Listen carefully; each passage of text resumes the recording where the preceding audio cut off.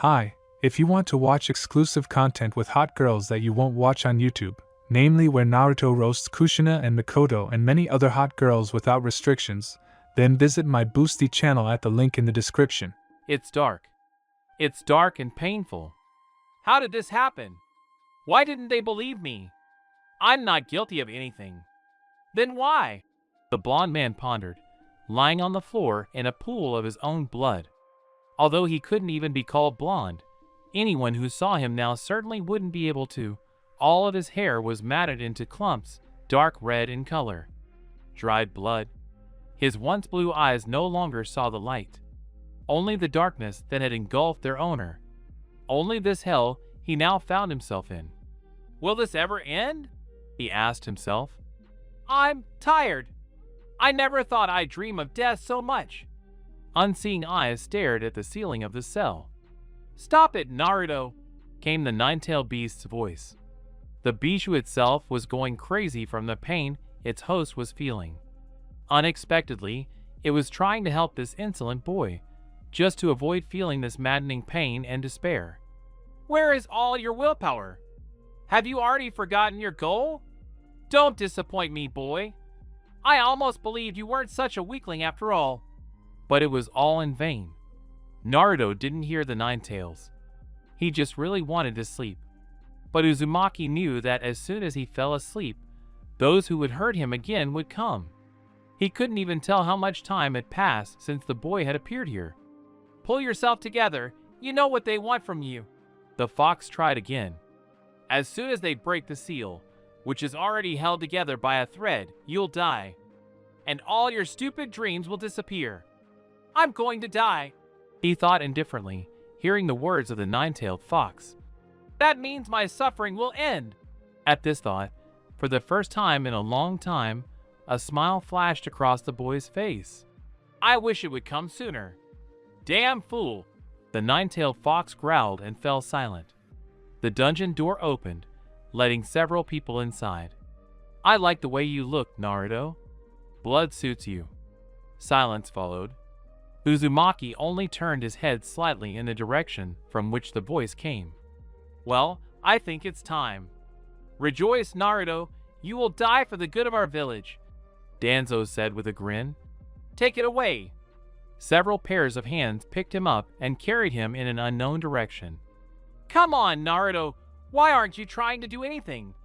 You stupid boy who doesn't even know the value of life. It's a shame for me to have such a jailer. Even though Kyubi was growling, he was deeply worried. And, oddly enough, not for himself, but for that stupid blonde. They placed his body on a large rock and retreated a few steps. Uzumaki's hearing had become acutely acute due to his loss of sight. One man, however, approached him closely. Danzo!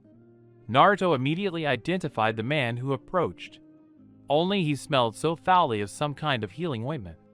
Well, that's the end. I can tell you that I might even respect you a little. It took 9 months before you completely broke down. Well, and then we spent another month, let's say, consolidating the results. That means 10. The boy counted wearily. 10 months of hellish torment. And Danzo arranged all of this just to extract the Kyubi.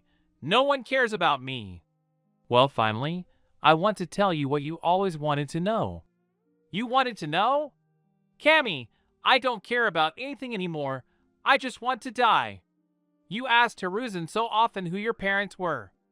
And he just kept silent or changed the subject, didn't he? I'll tell you who they were. For your stubbornness, I think you deserve it. Although Naruto couldn't see it, he was sure Shimura was smirking, knowing it would cut him to the quick. And he was right. Well, your mother's name was Uzumaki Kushina. She was the previous Jinchuriki, by the way. And your father. Here Danzo made a long, dramatic pause. Your father is Namake's Minato, also the 4th Hokage of this village. For Naruto, the world seemed to crumble into pieces. The 4th one is my father, he thought in shock. No, this is nonsense. What kind of father would seal the nine-tailed beast in his son? Shimura noticed changes in the boy, who hadn't responded to anything for a long time. His fists were clenched, his breathing had quickened, as if he couldn't get enough air, and his unseeing eyes were clearly shaken. Perhaps I should have told him about this earlier. We would have saved a lot of time, the old man thought with a little regret. Unconsciously, Naruto entered his inner world. He stood next to the cage, and for a moment simply stared into the fox's red eyes. Is it true? The boy finally asked quietly, not really understanding what he was hoping for. Did someone really want to talk to me? The fox asked mockingly. Please answer me. This is very important to me, he said, asking rather than demanding something from the nine-tailed fox for the first time. You wonder if that bandaged old man told the truth about your... Yes, Naruto shouted, just answer. He told the truth, the fox replied calmly. He probably felt a little sorry for the boy. There was such a range of emotions in his gaze right now. The blonde fell to his knees, bent over like a slave bowing before his master. His eyes were covered by his bangs. Why? Why is everything like this? Uzumaki suddenly screamed. Why is everyone lying to me? I don't understand anything anymore. His hands clutched at his hair, clearly intending to tear it out. His eyes turned into an abyss of despair and pain. Hey, kid, the nine-tailed fox muttered. He'd never seen Naruto like this. He felt genuine pity for this Naruto, as much as a nine-tailed fox could feel pity for anyone. Suddenly something changed. The cage where the fox sat began to fade a little. The seal, the tailed one guessed. These stupid people are breaking the seal. Naruto saw it too. Is this how it's going to end? Those who've been breaking him for so long will triumph, and he will let them do it. No way. Hey, fox, Uzumaki addressed the bijou, meeting the demon's red eyes. What's your name? You have a name, right? This question greatly surprised Kyubi. The boy sitting before him was his third Jinchuriki, but he was the first to ask his name. Kurama, the fox said after a short pause. My real name is Kurama. It's a beautiful name, the boy said with a tired smile. He was silent for a moment, feeling the burning sensation in his stomach grow. The seal was fading. Tell me, Kurama, can I ask you something? What, you want my power again? Kyubi asked with disdain. Had he really been wrong about this guy? No, Naruto answered calmly. I'm still going to die, but I think you're not as bad as they say. What do you mean by that? The fox asked warily. I'll break the seal myself now. As soon as that happens, run. What? Kurama asked in shock. If you stay, you'll be sealed again. That's why I want you to leave the village. Go somewhere where no one will touch you. And you're just going to give me your body? The fox asked warily. He was too distrustful of people. Naruto was silent for about a minute, thinking about something. Yes, I'll do it. Kurama's jaw was about to drop in shock. The freedom he longed for, so close. But as I said, I have a small favor to ask. Everyone in this base, kill them, please.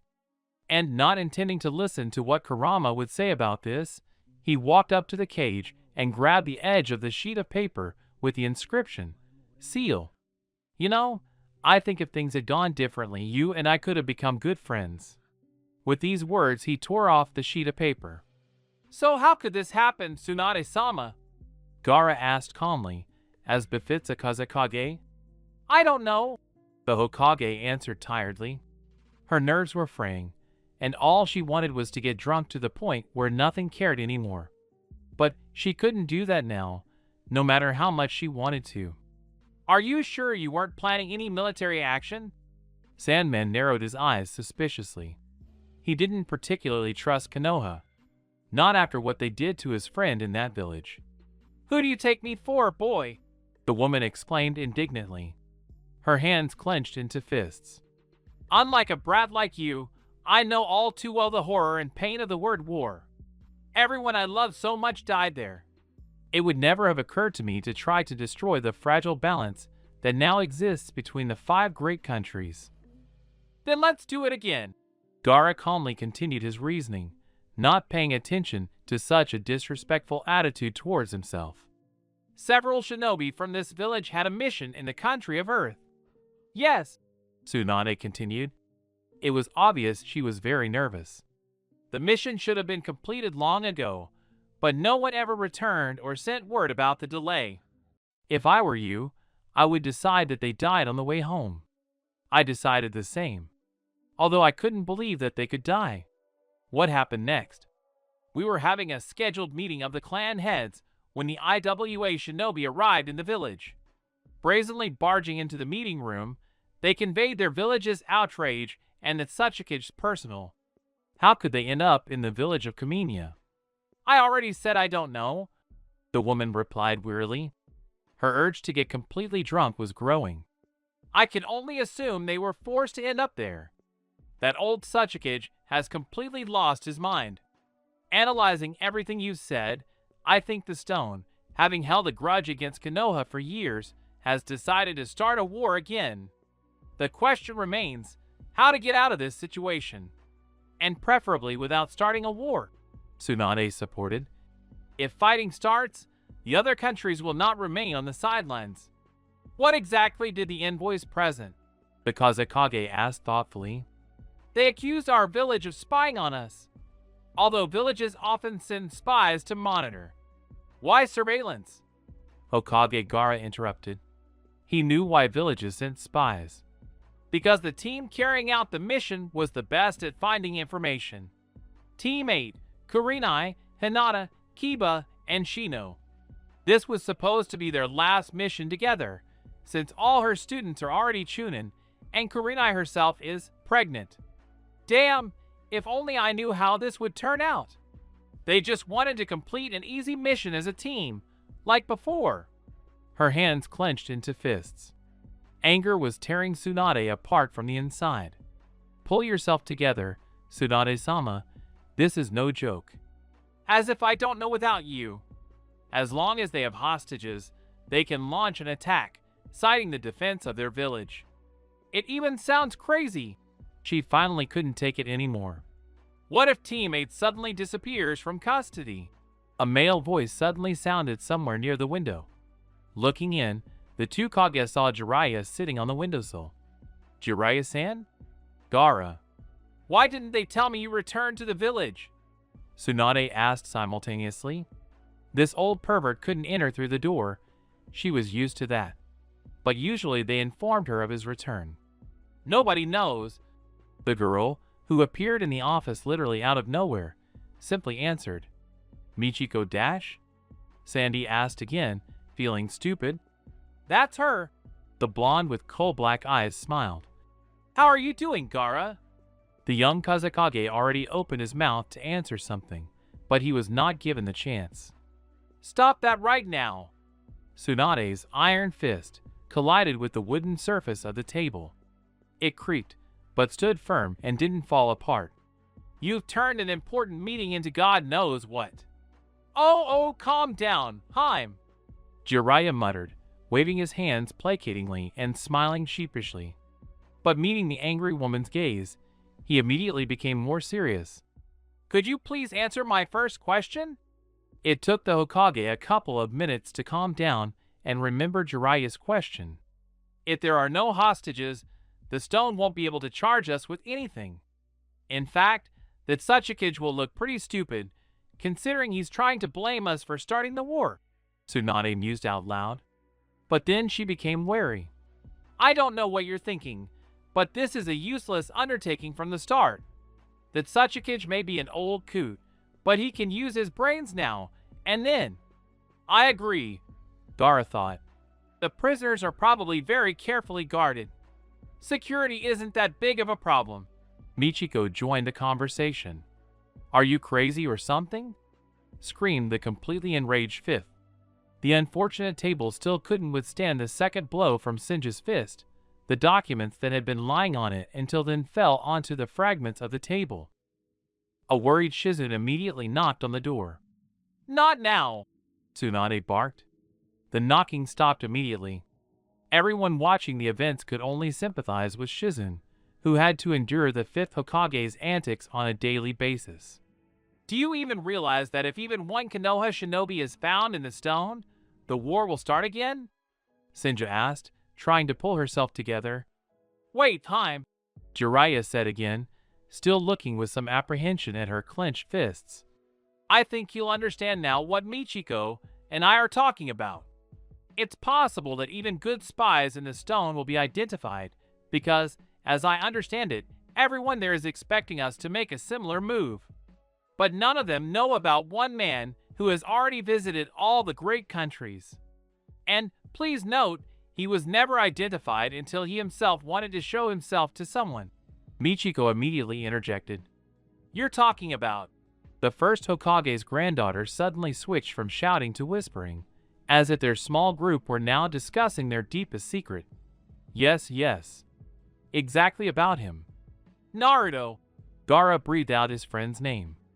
I don't think he'll agree, Tsunade said. Even though Jiraiya never really explained what happened to his godson, she saw such deep sadness in the boy's eyes back then. And yet, several years had already passed since their meeting. You are wrong, Tsunade-sama. If we, people close to him, ask, Naruto will agree. What's the point of guessing? You just have to ask. I'll try to contact him soon. The last time I tried, he didn't answer. Michiko, do you know where Naruto is now? I've never been able to understand your connection. The hurt in his last words was clear. Don't be jealous, pervert, the girl said cheerfully. Naruto will be busy for the next few hours, and then I'll convey our mutual request to him. What's he doing? The Toad Sannin asked, narrowing his eyes suspiciously. Who knows, who knows? Tanaka smiled mysteriously. However, a minute later her frown deepened. A large spacious clearing in the middle of the forest. Green grass, flowers that seemed to never fade. And the smell. Naruto couldn't quite place what it was that smelled in this clearing, but for some reason it reminded him of freedom. He knew it was silly, but he definitely liked this place. I'll definitely come back here someday, Uzumaki thought, lying on the grass. You found me again. The voice that broke the silence of the clearing did not come as a surprise to the blonde. Of course.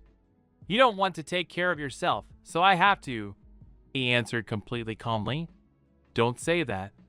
I immediately feel like a stupid kid who scraped his knee. In response to this remark, Naruto laughed heartily.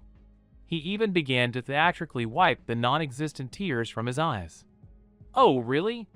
I can't believe you could run around, break your shins, and cry like normal kids. No, Itachi? No, I didn't do that.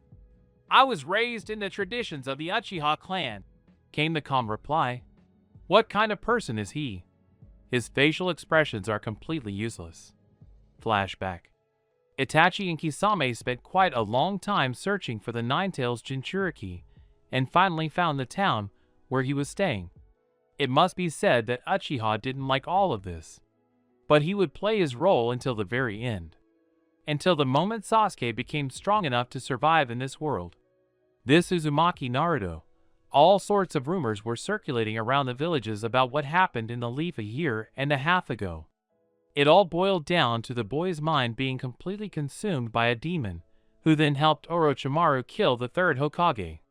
It sounds crazy, but still, how cruel people are. Without even trying to listen or understand, they heaped all the mortal sins on the boy. It was night now. They planned to capture the Jinchuriki tomorrow. But Itachi couldn't sleep. He was having another attack. Pain gripped his muscles, and the image before his eyes was swaying, as if he were floating on a ship. That's why Uchiha left their temporary shelter, not wanting to show weakness to Kisame. He walked through the forest, listening to the sounds of the night, a light breeze rustling the leaves, the grass rustling underfoot, and the cries of birds somewhere in the distance. Coming out into a small clearing, Itachi froze. Even though his eyesight had deteriorated considerably, he couldn't help but recognize the owner of the blonde hair. Surrounded by flowers, gazing at the sky, sat Uzumaki Naruto. In fact, there was nothing good about this. Itachi was very weak during his attacks. He should have turned around and left, but he continued to stand there, looking at the boy. So you're Itachi, Sasuke's brother? The blonde asked unexpectedly. Maybe, Uchiha said coldly, trying not to show his grave condition. Exactly you. Only the notorious Uchihas can speak so coldly, Naruto said with a smile, still not turning to face him. You know, I was waiting for you, Itachi. Waited. Uchiha tensed a little. For what? I have only one question for you. Why did you destroy your clan? So that's it. Are you worried about Sasuke? I don't give a damn about this whole high-stakes topic. And don't answer a question with a question. It's not very polite. I destroyed the clan to test my strength. Why didn't you kill Sasuke? Uzumaki finally deigned to turn around, casting a thoughtful glance at the brunette. He was too weak. I wanted him to become stronger. Why did you want this? Were you sure you wanted him to kill you? A bitter smile flickered across Naruto's lips. Itachi froze. The boy, he couldn't have known the truth, could he? What nonsense! He doesn't have the strength to kill me. This is simply my desire, my amusement. Cold on the outside, fire on the inside.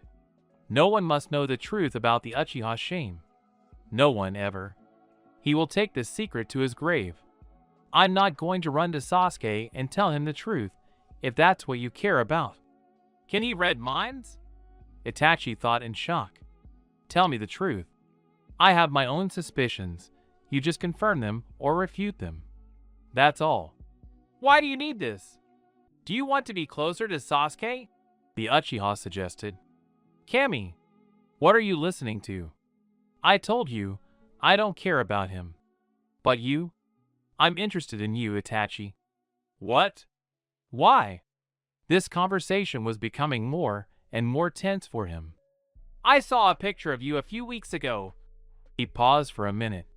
Then he continued. Your eyes, they're just like mine. The eyes of a man awaiting his death and seeing it as a deliverance. Shock. Right now, Itachi feels nothing but shock. Just one glance at his photograph. The boy saw what others, even those right next to him, hadn't noticed. Who was he?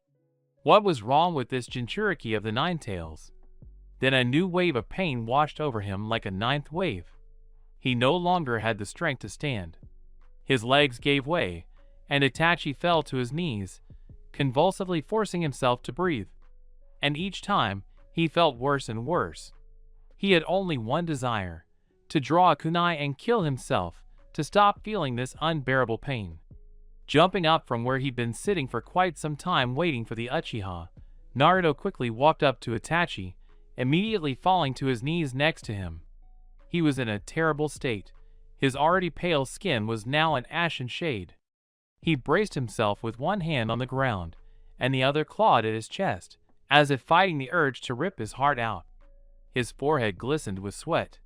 He was on edge. Hey, Kurama! Namikaze mentally called to the tailed beast. Help me save this man. It seems he won't survive this night without my intervention. Why would I help him? He's from the hated Uchiha clan, who played with me like a toy. The fox's angry voice responded. Please, this is my request of you. This man, although he tries not to show it, he is completely different.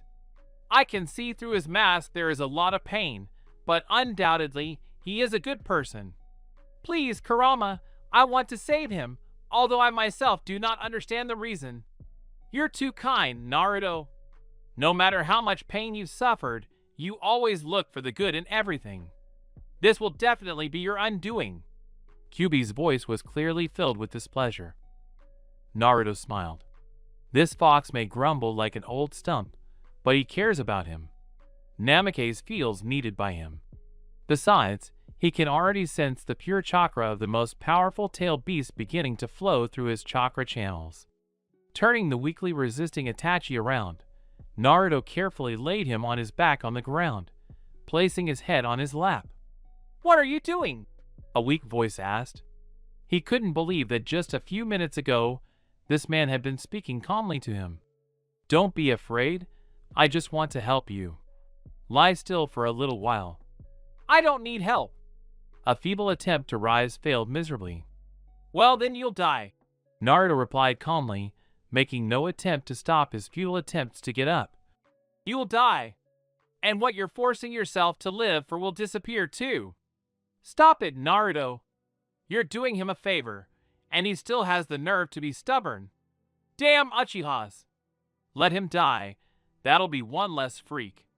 Calm down, Kurama. Everything's fine. See, he's already calmed down. You're still a hopeless idiot, the nine-tailed fox muttered in response. But he stopped showing his displeasure. Naruto only smiled widely in response to these words. Sasuke. His thoughts were sluggish. It seemed he was about to lose consciousness. I can't die. I still have things to do. And then he felt a faint, almost weightless touch on his face and chest. What was he thinking, lying on the feet of the guy he was supposed to capture? The guy could kill him without much thought and get rid of the obstacle. But for some reason, he trusted him. And his words echoed in his head. Your eyes, they're the same as mine. The eyes of a man awaiting his death and seeing it as deliverance. To his surprise, the pain gradually began to subside, leaving only an unusual lightness in his body. He hadn't felt anything like this in a long time, or more accurately, ever. The chakra flowing into his body was strange, as if mixed. Be grateful, Uchiha. Naruto is too kind after all. A voice with a hint of displeasure flashed through his head, but immediately disappeared. So he's sending demonic chakra at me, Itachi thought, a little confused. He didn't have the strength to say anything out loud. But why is she so soft and light? Uchiha couldn't say how long he lay like that, but judging by his slightly stiff muscles, it was quite a long time. Well, now everything's okay, Naruto said with a smile. He continued to stroke her black hair, taking away all the worries and doubts. Why? Itachi muttered, confused. The Uchiha felt perfectly fine. But it wouldn't last long. The Sharingan curse would soon manifest itself again. Honestly, I don't know. You needed my help, and I gave it to you. Don't worry, I have no intention of asking for anything in return. Unless... What? Itachi tensed. He couldn't expect the boy to help him for free. Tell me about your life. I'm not going to insist if you don't want to. It's just, I think you're a very good person.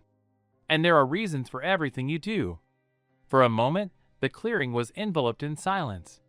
Naruto, as if forgetting he wasn't alone, looked up at the sky again. A faint smile played across his lips. It seemed as if no problems were bothering him. Someone like him shouldn't be on this sinful earth. And Itachi himself was thinking. On the one hand, he'd sworn to himself that he'd never tell anyone the truth about the Uchiha clan's rebellion. But this man, on whose feet he was still lying, was strange. That knowing look of his was unsettling. As if he already knew everything, yet at the same time he was inviting Itachi to speak out, to ease his ocean of pain, even just a little. His intuition told him he could trust this man with all his secrets. He wouldn't betray him. He wouldn't abandon him. Your eyes, they are the same as mine. The eyes of a man awaiting his death and seeing it as a deliverance. Naruto's words floated through his mind again, and Itachi made up his mind.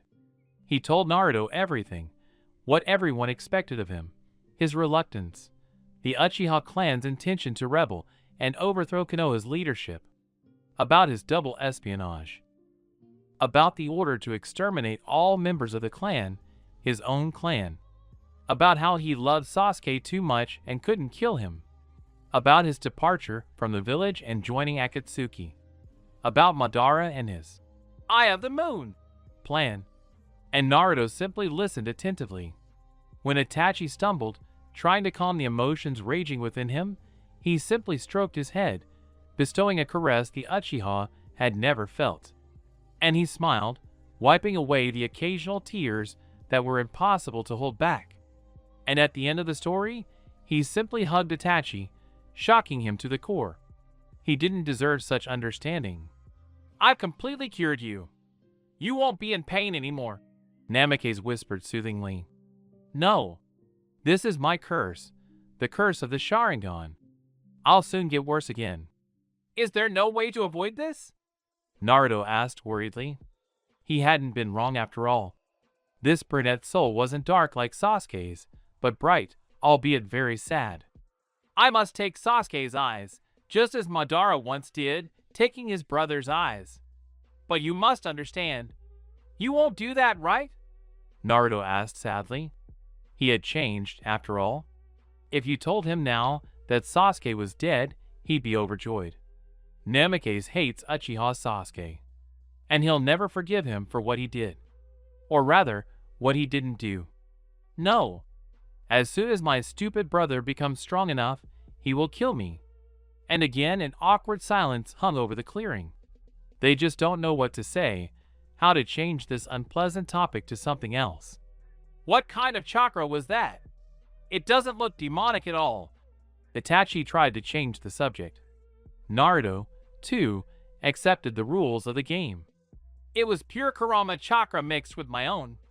I also considered adding a little natural energy, but your weakened body might not have been able to handle it. What do you mean clean? Well, imagine that I filtered it. Filtered out all the malice and hatred. So Kurama. That's the nine-tailed fox's real name, Namikaze said with a smile. But then he continued seriously. Itachi, as soon as you start to feel worse, call me. I'll try to ease your pain. Thank you, Naruto-kun. No, Itachi, just call me Naruto. His smile shone like a second sun, already beginning to rise. The sunrise is beautiful. End of flashback. Go to bed, Itachi. Michiko said she saw you not long ago. You were really sick. Why didn't you tell me, you bastard? Naruto protested, eyeing the approaching man. I didn't want to bother you, Itachi answered reluctantly. What should I bother you with, Uchiha? With your death? Namikaze was angry. Your pride, Itachi, is causing a lot of trouble. What does pride have to do with it? Akatsuki is looking for you. It's dangerous for us to meet. Naruto's face twisted. He clearly wanted to say something, but he held back. Go ahead and lie down. And remember, no one will find me if I don't want to. You're 17, and you're still as naive as ever. I told you before. Well, Madara will be able to find you. Following established tradition, Itachi lay down on the ground, resting his head on the boy's lap. Warm hands immediately began stroking his head, relieving the pain and bringing calm. Thank you, Naruto. It felt so good to lie on Naruto's lap. He'd already finished treating him, but he continued to stroke Itachi's head, occasionally burying his hand in the dark locks. Naruto sensed his uneasiness, so he said nothing, enjoying the simple caress himself. Still, no one had ever seen him as a simple man in need of warmth. To everyone, he was a genius, the next clan head, a brother to train with, or simply a heartless renegade who had murdered his entire family. But Naruto, he was different. Having understood the true meaning of the word, pain, at an early age, he became compassionate towards others. Namikaze gave those who suffered what they sorely needed, and everyone was immensely grateful to him for it. Suddenly, a familiar voice sounded in both of their heads. Yo, Naruto! Are you done healing Itachi yet? Michiko asked cheerfully. Her personality was eerily reminiscent of Namikaze, but that didn't stop Itachi from becoming attached to her. He couldn't yet say for sure if he'd fallen in love with her. Time would tell. Let's say so, Naruto answered cautiously, sensing something was wrong. He couldn't shake the feeling that something was about to happen. Something he wouldn't like. What exactly is it? Well, you see, it just so happened that we need your help, she answered somewhat uncertainly. What's wrong? Itachi interjected. The pendant hanging around his neck glowed faintly. It was a gift from Naruto, so he could always contact him. I know you won't like this, but please try to understand. Speak already. You must help Konoha, she said, making up her mind. No, came the immediate reply. His voice was calm, though Itachi, standing nearby, saw Naruto tense up at those words. He could understand Namake's reluctance to help Konoha. Even if Naruto hadn't said anything back then, during their first meeting, citing the brunette's poor morale. But during the second treatment, the blonde had told him everything. No, not just about the cell. He'd told him about his life from the very beginning, about the hatred he'd always felt, about how some shinobi often beat him, taking advantage of his inability to fight back, about the ninja academy and the teacher's reluctance to teach him even a little, and much, much more. With every word and sentence, Itachi's scowl deepened. The question arose, how could a child grow up in such an environment without becoming bitter beyond measure? The answer was simple. Naruto was too kind and open-hearted. And that, perhaps, was his weakest point. When it came to the absurd accusations and his imprisonment, Itachi's mood became even more somber. He understood perfectly well who was behind it all. Danzo coveted power, and a few extra deaths didn't bother him. But still, how could the people who called themselves Naruto's friends so easily believe his guilt? The death of that carefree and happy Naruto, who shone like a second sun, was their fault. Even if he had ended up in a cage, the ones close to him were to blame for his death. They had turned on him, stung him in the back, something he hadn't expected. He had trusted too much and paid for it with betrayal. Even now, Itachi felt this man's warmth and care, but it was just a shadow of the former Uzumaki Naruto. Now Namake's didn't trust everyone he met. His trust had to be earned. And when asked, "Why did you trust me?" he would answer seriously, "Your eyes, Itachi. It's all in your eyes. I think, in time, you'll understand the reason for my actions." And a gentle smile played across his face as he spoke. Itachi remembered everything and understood Naruto's reluctance to help. But he also knew Michiko and understood that she wouldn't have asked for nothing. "Naruto, this isn't just my request. We're all asking you, Tsunade, Gaara, and even that pervert Jiraiya." Tanaka tried to persuade. "What exactly is the matter?" Itachi asked. If it was truly that important, he would also try to persuade Naruto. Michiko told him everything about the situation, hiding nothing. Naruto hated lies more than anything, she knew it. And if he'd realized he'd been lied to about anything, he'd simply leave. Both listened attentively, without interrupting once. The situation was truly unenviable. "I still don't want to help them. Lesson learned. In return for kindness, everyone in this village wants to hurt me. I won't fall for that again. Let them choose their own path. Just understand. The battle between Leaf and Stone will inevitably involve other hidden villages. And then we can forget about the fragile balance that exists now." The girl replied irritably. She knew the reasons perfectly well, but in this situation, Naruto had to put his pride aside and just do everything in his power. "A lot of people will die. And they will die because of you. Is that what you want?" Yes, Tanaka definitely knew what to press. "She has a point, Naruto." Itachi supported her. "Remember why I destroyed my family. It was all for the sake of peace, for the lives of innocent people." "Well, why me?" Naruto asked. "Ask someone else to do it. I don't think they're all that untalented that they can't just keep quiet and inconspicuous for a while. After all, there's Jiraiya. He clutched at the last twig like a drowning man. Just how great is his resentment?" Itachi couldn't help but wonder. He tried to imagine how he would feel if he were in his place, but he couldn't. "Naruto." The girl tried again. "No, I refuse. Maybe you could at least come to the village, and then we'll see." The girl tried. "Go to Konoha at least just like that." Itachi supported her. "Why are you both asking me this, knowing the truth?" The blonde asked quietly and somewhat resignedly. "Because the only way to avoid war is if you intervene." Naruto fell silent. His face was expressionless, making it difficult for Itachi to understand what he was thinking. Although He was probably drawn into the abyss of memories. But it seemed there really was no other way out. Okay, Naruto replied tiredly. I'll come to the village in a few days. You have my word. We're waiting for you today at noon in the main square. He heard the answer. And don't even think about saying that you can't. I know that's not true. Okay, the blonde replied wearily. I'll come. I give you my word. But that doesn't mean I'll rush off to help them right away. Keep that in mind. Itachi sat in a clearing and watched the sunrise. He felt wonderful, as he always did after helping Naruto, who had already left, extremely dissatisfied. The Uchiha knew this state of ease wouldn't last long.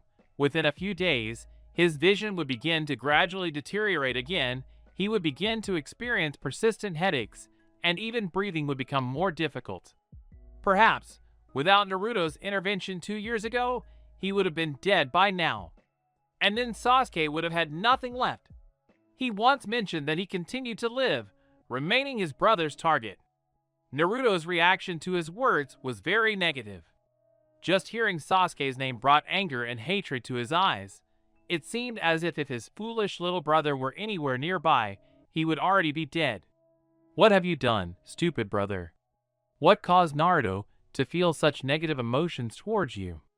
Uchiha repeatedly asked Namikaze about this, but he remained stubbornly silent.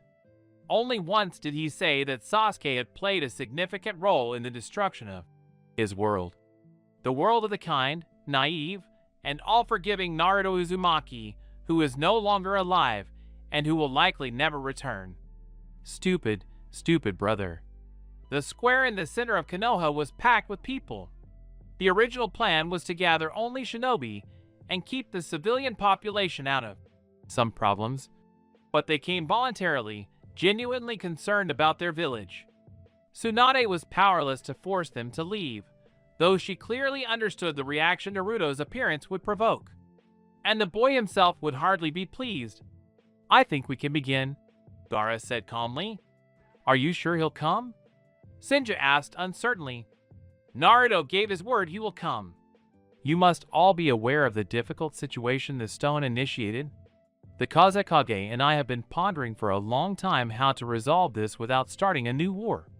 Tsunade began, and they couldn't think of anything other than asking me to take the captured shinobi. Finished the other man. Everyone was shocked. Everyone could have sworn that just a few seconds ago, no one had been there. And now, on the peculiar stage that had been prepared especially for the village chief's speech, a new character stood.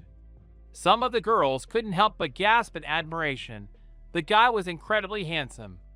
The shinobi, however, were wary. None of them had sensed this man's presence. Who is he?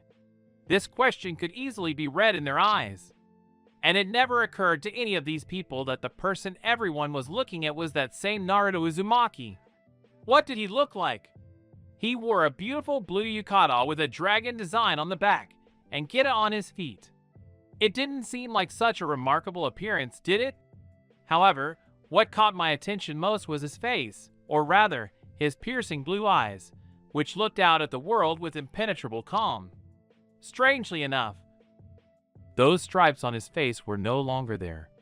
They had simply begun to fade over time, and Naruto himself couldn't say why.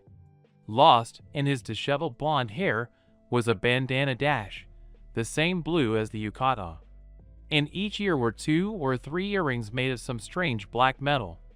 Well, why the hell are you interrupting me, Naruto? The Hokage immediately became furious. Only then did it dawn on her that perhaps she shouldn't have mentioned the newcomer's name so quickly. But it was too late. Only the deaf could have failed to hear Tsunade's scream. Putting together the blonde hair and the name, everyone realized who this person was. The shinobi immediately took up combat positions, trying to protect the civilians. Namikaze himself looked at all this with a certain contempt, slightly narrowing his blue eyes. And why should I help these people? Let them die. I don't care. Danzo, also present in the square, ordered the root fighters to capture the Jinchuriki. In an instant, 5 masked fighters stood before Naruto. They launched their attacks simultaneously, but none of them managed to touch the boy. He calmly dodged the kunai. The attackers realized they couldn't defeat him this way and decided to resort to jutsu. Namikaze, seeing the fighters begin performing hand seals, became enraged. He vanished from his position and reappeared next to Gaara. 5 of Danzo's subordinates lay dead, their wounds frightening the others. And that's the reason I didn't want to come here. The townspeople trembled with fear upon hearing that voice, and the shinobi grew even more wary, ready to attack or repel an attack at any moment. But even they were paralyzed by fear. That voice, those eyes, there was nothing in them but endless ice, freezing anyone who approached the Jinchuriki. Demon! Someone from the crowd screamed in horror. And this man immediately found himself under the watchful gaze of icy blue eyes. And if at first he had simply been afraid, now he was ready to die of terror, feeling strange vibrations in the air around him. Don't you dare call me a demon. You have no right to do so. The same coldness remained in his voice. Naruto, calm down, Gaara said calmly, placing his hand on his shoulder. And it all stopped. The vibrations in the air that had so frightened the man vanished. His gaze changed. It became softer, as if all the ice that had been there had melted in an instant. Naruto!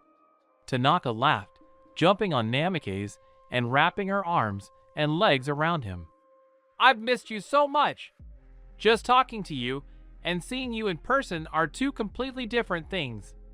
Michiko, the blonde murmured tenderly. He, too, was very glad to see her. Well, why did you have to scare them all? Jiraiya asked sullenly. Do you want me dead or something, pervert? Naruto asked, still smiling. You're a fool, was all the Sannin replied, not knowing what else to say in this situation. Well, basically, do you understand what's required of you? Tsunade asked, examining the boy closely. He had changed so much since the last time they saw each other, and actually the first time. Flashback. She was sitting in a bar, drinking sake, as usual. Admittedly, Senju was feeling uneasy. Every single number on her lottery tickets had won. This promised great trouble, but Tsunade didn't know what kind. Lost in her thoughts, she didn't notice someone approaching her from behind. She only came to when the stranger placed a hand on her shoulder.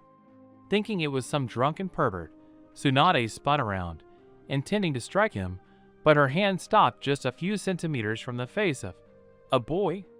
Yes, it was an ordinary boy, apparently 13 or 14, with wheat-colored hair and blue eyes. That's what anyone would have thought at first glance. Tsunade involuntarily recoiled. The boy's eyes were filled with a sea of pain that seemed to have devoured his soul, leaving nothing behind. She instinctively began searching for wounds on the boy's body, wanting to heal him and not see that pain in his eyes. But there were no wounds on his body. Not even a scratch was visible. What's wrong with him? Was the only thought that was beating in her head. Naruto? Hey Naruto, where are you? A man's loud voice was heard from the street. A very familiar voice. Pervert, the boy muttered absent-mindedly, still looking intently at Senju. Naruto! The infamous Jiraiya lifted the fabric and peered into the bar. Oh, there you are. Why didn't you answer?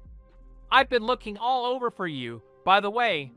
Here he fell silent, seeing who Uzumaki was standing next to, although he asked to be called Namikaze now.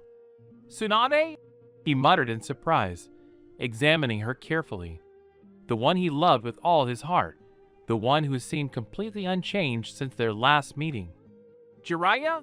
She asked in response, examining her former comrade just as carefully. Long time no see, the Toad Sannin muttered, feeling a bit stupid. An awkward silence fell between them. Is this who you were looking for, pervert? Naruto interrupted, as always at the wrong time. Hey, don't call me a pervert. Jiraiya immediately switched gears. I'm just calling a spade a spade. The blonde shrugged in response. What do you mean, searched? Senju asked. Tsunade, I'll explain everything to you. Just not here, okay? For a minute, she considered whether it was worth going somewhere and listening to something. But, once again encountering that pain-filled look, she agreed. Sitting in her room and listening to Jiraiya's story, she couldn't take her eyes off the boy, who had fallen asleep almost immediately after they arrived. His gaze haunted her. Too much pain, too much suffering, too much torment, as if the boy was simply disgusted by life. Simply too much. "Hey, Jiraiya," she interrupted. "what's wrong with him?" "I don't know," the Sannin answered honestly. "After my teacher's funeral, I left the village for a while. And when I returned, I was shocked. Naruto was accused of conspiring with Suna and Orochimaru, and was subsequently taken into custody." "Are you kidding?" the blonde muttered in amazement. "Unfortunately, no.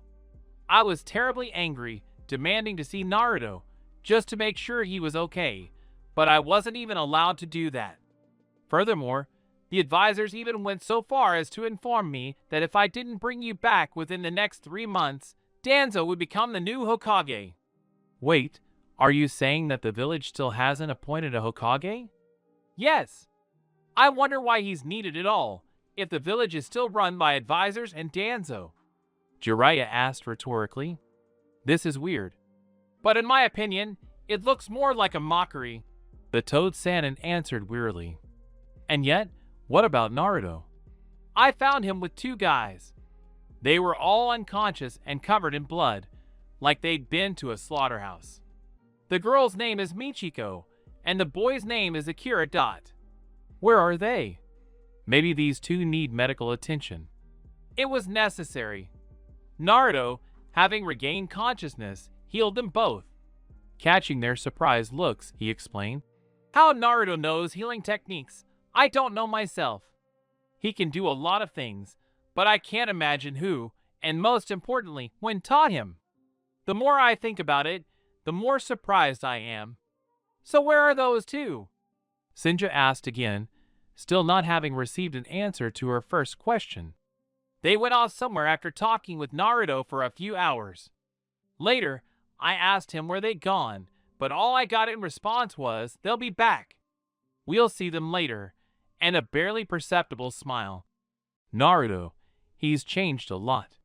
I've been watching him all this time. There's almost nothing left of the former smiling and overly active boy. He constantly sits and thinks about something of his own, hardly smiling, no matter how hard I try to make him laugh, and sometimes I catch a look that truly creeps me out. Naruto looks at me as if he's expecting something. No, that's not it. It's as if he's expecting a stab in the back from me, waiting for my betrayal, waiting for me to abandon him the same way the villagers did." He fell silent, looking intently at the sleeping boy. Tsunade was silent too. She simply didn't know what to say. "I asked him a couple of times what happened to him, but he stubbornly remained silent." Only shrugging his shoulders, Jiraiya finally continued. "Maybe that means they didn't do anything to him." Even she herself wasn't sure of her words. "I'm afraid it's just the opposite. We did and did a lot. And that's another reason why I wanted to find you. Can you look at his eyes?" "What's wrong?" "You haven't noticed?" Jiraiya asked, surprised. "His eyes don't see anything. Naruto is blind now." "Well, in general, did you understand what was required of you?" "Well, basically, yes. But I have a question for you. What makes you think I'd take this on?" "I think I only promised to come to the village. I have absolutely no desire to go and save anyone." "But," Jiraiya began. "And now, observing their attitude towards me, I realized there was no point in even coming here." Naruto continued calmly, sitting at the edge of the stage. Perhaps before, he would have cried out against the injustice, asking them to see him as a man, not a monster, but Namake's had changed too much. No one will see how much pain he's truly in. That's his decision. Because then, they'll rejoice even more seeing a monster suffer. "Naruto, do you have no desire at all?" Michiko asked calmly.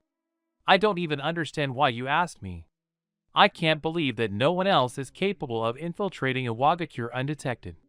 In fact, under these conditions, I can't be sure that I'll be able to penetrate the village myself, let alone others. Jiraiya responded uncertainly, and even if I can, my appearance is too noticeable for such a situation. I have an idea. Tsunade suddenly intervened. Naruto, how do you feel about making some kind of agreement with Konoha? What do you think, Haim? The advisors immediately chimed in with their 2 cents. He's a Jinchuriki, the village's weapon. Namake's finished. Is that what you wanted to say? Exactly. Kohara confirmed. Here's another point to add to the list of reasons why I have no desire to help this village. The blonde continued completely calmly. What? You don't like the sound of the truth, boy. Hamura's words. How are old farts like you supposed to know what's true and what's not? Naruto said dismissively. You throw words around so easily, but do you actually know anything about my life? Naruto, wait. Calm down and listen only to me. Seeing that the boy was truly no longer paying attention to anyone, Senju continued. I propose making a contract with me, the 5th Hokage. What are the conditions? I will personally assign you some tasks, for the completion of which you will receive money. It will be about the same as in Suna, Gaara suggested. At my request, you sometimes carried out some missions, for which you then received money. Yes, but this time there will be an official document, and no one will be able to make claims against you. That sounds good, of course, but I still don't intend to tolerate insults directed at me. If I do agree, we'll add a condition. From now on, 10 insults directed at me will be ignored. From the 11th, I'll start killing. What? The counselors cried out in unison. How dare you say such a thing in front of everyone, demon? Wheel. 1. Namake's counted. 9 remaining. Just so you know, gentlemen advisors, I can release the QB right now. Oh, if you only knew how he dreams of destroying this village. The most frightening thing was that Naruto said all this with a smile. Tsunade! Kohara cried out in fright. Do something. Senju remained silent, staring intently at the blonde. Noticing this, Naruto winked at her subtly, confirming that he was simply playing. I agree. You've lost your mind, Tsunade. Hamura refused to remain silent. We'll write a letter to the daimyo immediately, and you'll be removed from your post as Hokage on the spot, since you succumbed to the demon's will. I wouldn't be so hasty if I were you. Naruto replied thoughtfully. If the agreement is truly concluded, I'll have to help the 5th Hokage. It's already clear how you're pressuring her, trying to maintain power for yourself. Maybe I should kill you? He finished calmly, even with a hint of curiosity. Hamura, Koharu, stop it. Danzo intervened. Let's go, we need to talk. They obediently followed the bandaged old man, casting a last glance full of contempt and hatred at the blonde man. By the way, if I were you, I'd be more careful, in case I can read minds. Maybe your mental insults will be included in the fatal 10. A promising smile appeared on his face. By the way, that applies to everyone.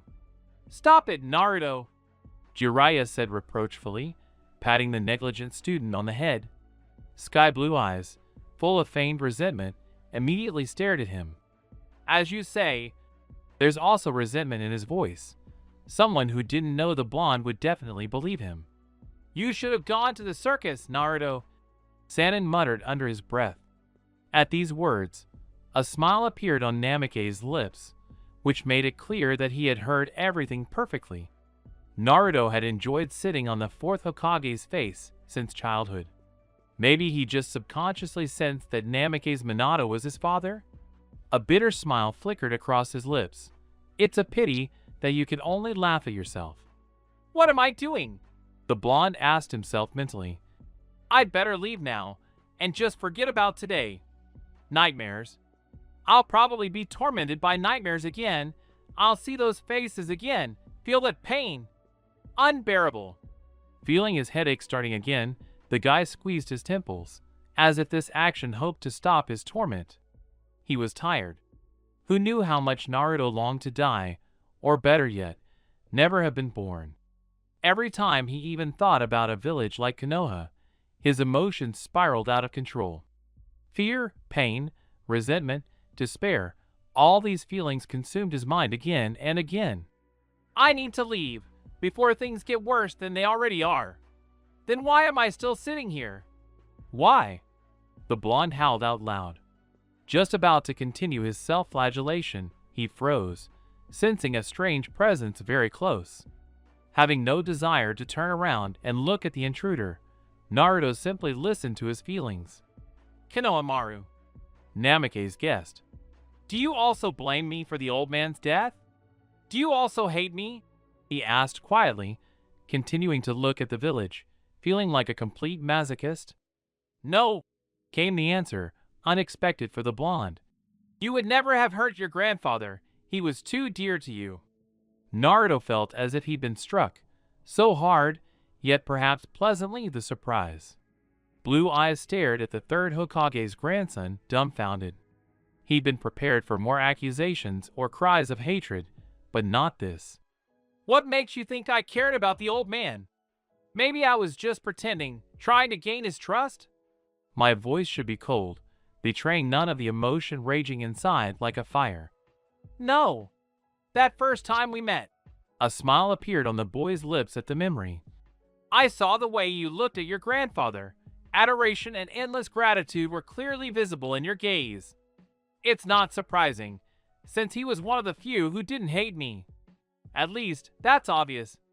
The blonde finished hesitantly, looking at Konohamaru with blue eyes filled with the sadness of memories. Don't say that, the boy exclaimed. Grandpa loved you very much too.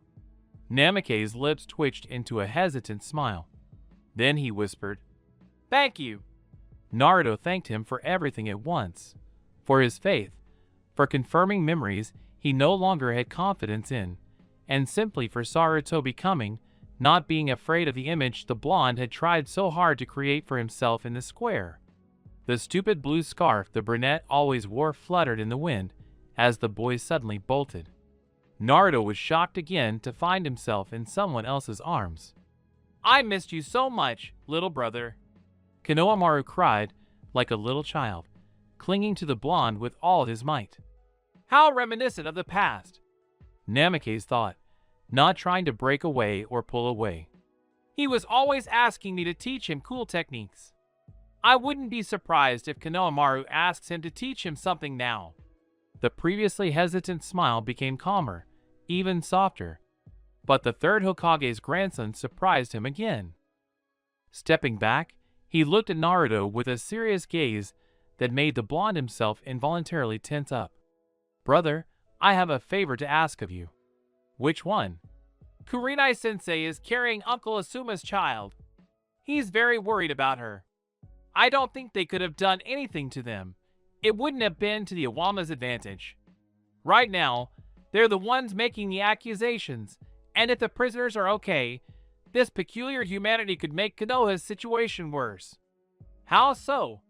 Konohamaru immediately became interested, temporarily forgetting his request. Tell me, whose side would you take? The side of the people who sent the spies, or the side that, although it caught the spies, did not kill them immediately and, moreover, did not seriously injure them? But the hostages are proof of Konoha's guilt. They can't be killed. The brunette jumped up. You're not entirely right. Believe me, presenting the corpses as evidence would have been fine too. Naruto remained calm. Panic appeared on the third's grandson's face. He was clearly ready to run off somewhere and do something reckless. This wasn't a good scenario for Namake's. Calm down and sit down. Believe it or not, I'm sure they're more or less okay. Brother, just tell me what you wanted to ask. The blonde couldn't resist. Uncle Suma's permission to follow you, Sarutobi said quickly. It took Naruto about a minute to decode the data, and then the logical answer was, no. But why? The boy persisted. Because, Namake's answered, I alone will be quite enough. And when did I finally agree to go on this mission? The blonde asked himself. Please, Naruto. Any cutest puppy would envy Konohamaru's look at that moment. And for some reason, looking into these eyes, full of hope for the best, so similar to his eyes once. All my hopes and aspirations were mercilessly destroyed, leaving behind a void. I don't want his spark to disappear under the onslaught of the world's cruelty. Maybe that's why I agreed to all this? Maybe that's why I'm going to do this now. Okay. Naruto exhaled, not fully realizing that he was agreeing to such madness. What? Sarutobi asked, confused. I said I agree. You and your uncle can come with me. Thank you. The brunette exhaled, starting to hug Namikaze again. The Hokage's office was literally packed. Tsunade was furious. Her advisors had been harassing her for 2 hours, though at least Danzo wasn't there. Then a crowd of shinobi showed up, insisting they had to go on this mission too. The situation worsened exponentially when the head of the Hyuga clan arrived, declaring that he couldn't release the demon after his daughter.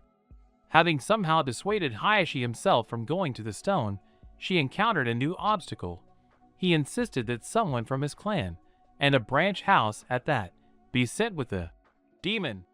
Niji was the ideal candidate, and she was no longer able to dissuade the Senju from this. Naruto will be furious, was all she thought wearily. Let's do it again, Tsunade whispered, longing to down a couple of bottles of sake and pass out. I understand you've already decided everything. Can you at least clearly say who's coming? What kind of circus is this?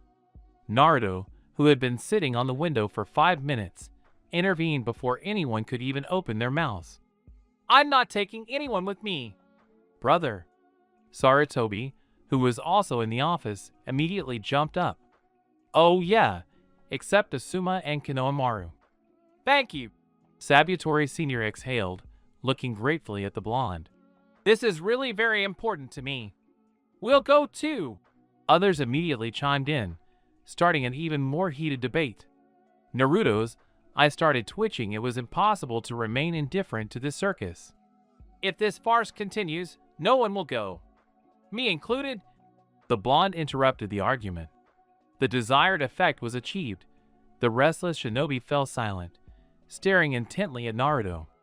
He stared back at them with complete calm. I'm not going to have a long discussion with any of you about this. I'm just presenting you with a fait accompli, he continued calmly. But Naruto, Konohamaru and Tsunade immediately put in their 2 cents. You want me to sneak past a crowd of unbalanced shinobi? One eyebrow began to twitch nervously again. That's unreal. Just admit you can't do it, someone replied sarcastically. Turning in the direction of the voice, Namikaze saw a man eerily reminiscent of Sasuke. The same black hair, the same aristocratic features. But most importantly, his eyes were as empty as those of the younger Uchiha. Looking into those eyes, Naruto immediately remembered their last meeting with Sasuke. It's funny to see you like this. Lying in your own pool of blood isn't very pleasant, is it? Clenching his fists so tightly that blood began to flow from the inside of his palms, the blonde tried to even out his suddenly ragged breathing. He could already sense the darkness he'd been fighting all this time. Everything is fine, fine, Namikaze repeated to himself like a mantra, feeling several worried glances converge on him. Gaara frowned, seeing his friend turn pale and stare blankly at the wall. He'd seen this happen before, and it hadn't ended well. Why are you doing this, Naruto? Kurama came to the rescue, distracting him with conversation.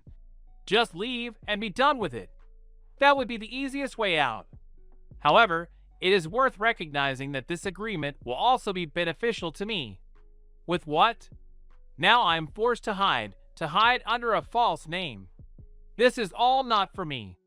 After signing the contract, my life will simply become easier. Decide for yourself. I will be strong. I will not break, Kurama. Trust me. So here it is. Naruto gave in, not having the slightest desire to argue with the crowd. I agree to sign the contract. If you so desire, you can come with me, even if it's the whole village. I warn you right away, I'm not responsible for anyone. If they catch you, put you behind bars, or even decide to execute you, that's your problem. I won't lift a finger to help you. I leave tomorrow, around 8 in the morning. Anyone who wants to can stand and wait for me at the gate." Namikaze was silent for a few minutes, carefully surveying all the shinobi present in the room. Then, looking intently at Sai, he added, "If I were one of those who is particularly talkative, I would also think carefully. If I don't like something you say, there is a real chance that you will be left without a tongue." Sai wasn't ready to admit it even to himself, but he was genuinely scared. This strange blonde man exuded a sense of danger.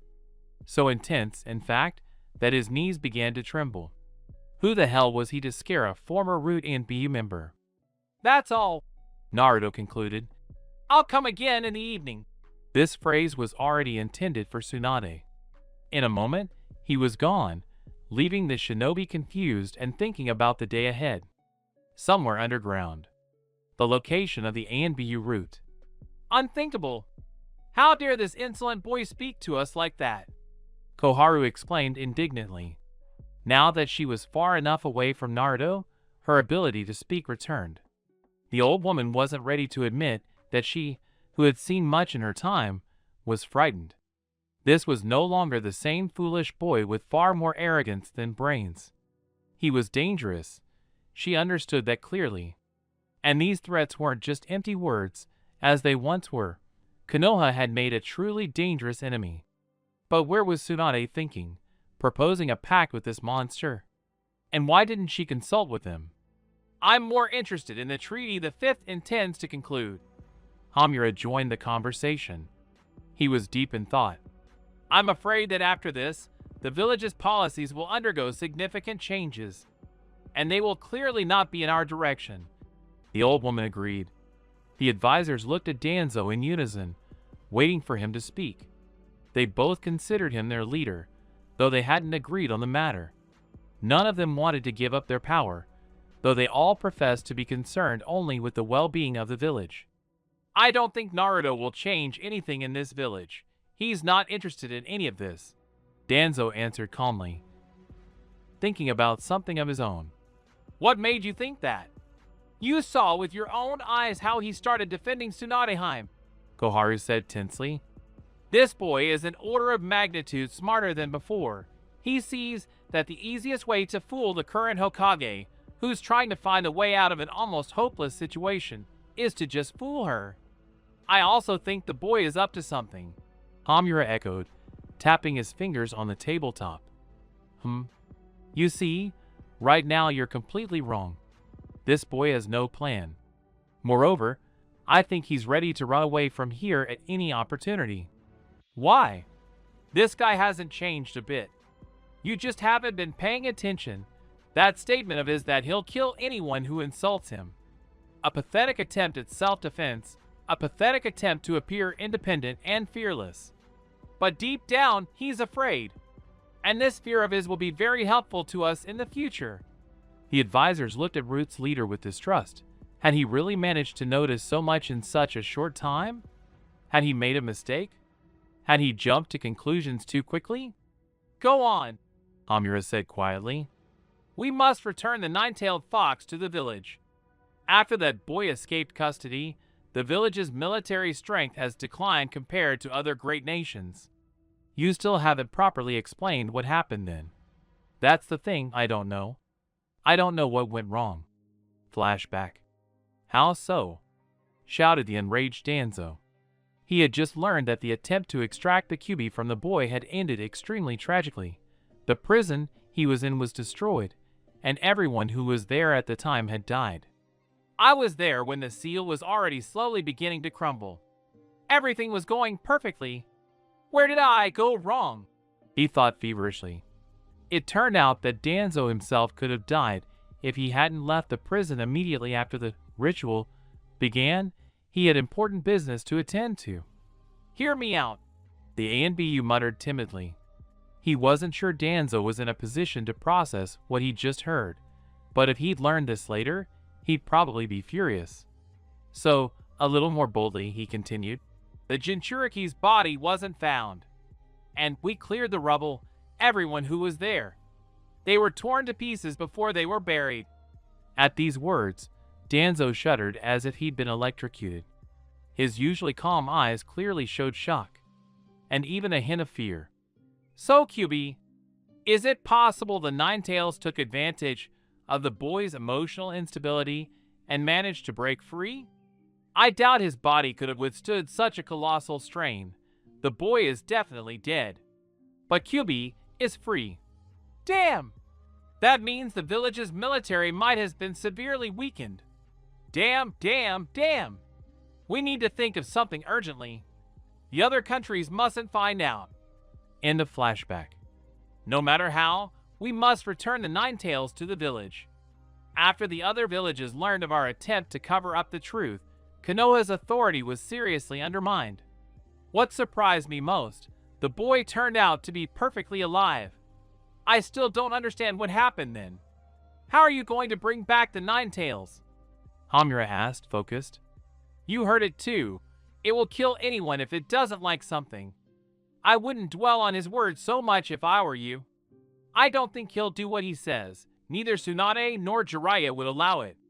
Even though years have passed, the boy still worries about what others say about him.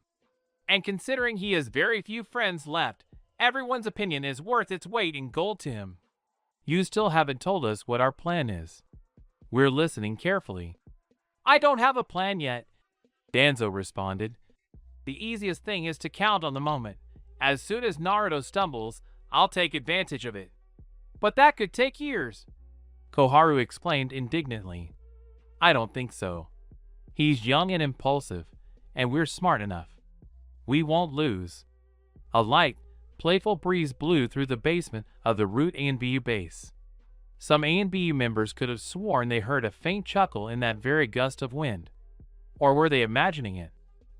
Once again, Naruto sits on the fourth Hokage's face. A faint smile plays across his features. Did those decrepit old men really think he hadn't changed a bit?